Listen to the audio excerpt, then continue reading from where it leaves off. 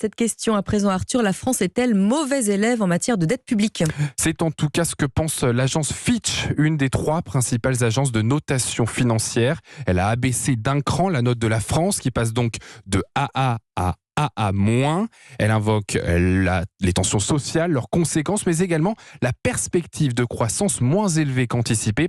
Barthélémy Philippe, avec cette nouvelle note, Bercy joue gros. Oui, car quand les notes sont dégradées, les taux d'emprunt sur les marchés financiers risquent d'augmenter. Actuellement, la France emprunte à 3% contre 2,5% pour l'Allemagne, dont les finances publiques sont bien mieux tenues. Et avec un endettement de près de 3 000 milliards d'euros, chaque frémissement des taux crée la panique à Bercy. L'économiste Marc Toiti. La note de la France est encore dégradée, ce taux d'intérêt va encore augmenter. On pourrait monter à 3,5 voire 4%. Et là, évidemment, c'est un coût énorme, parce que ça va coûter plus cher justement de rembourser les intérêts de la dette, mais c'est également un coût énorme parce que quand les taux d'intérêt de la dette publique augmentent, tous les taux des crédits augmentent, que ce soit les taux des entreprises ou également pour les ménages, et donc ça veut dire moins d'investissement, moins de consommation. C'est des conséquences évidemment dramatiques. Et selon le programme de stabilité budgétaire que vient de dévoiler Bercy, la charge de la dette pourrait s'élever à 70 milliards d'euros à l'horizon 2027, un montant supérieur au budget des armées. Merci Barthélémy Philippe du service économie d'Europe 1. Et ajoutons que Bruno Le Maire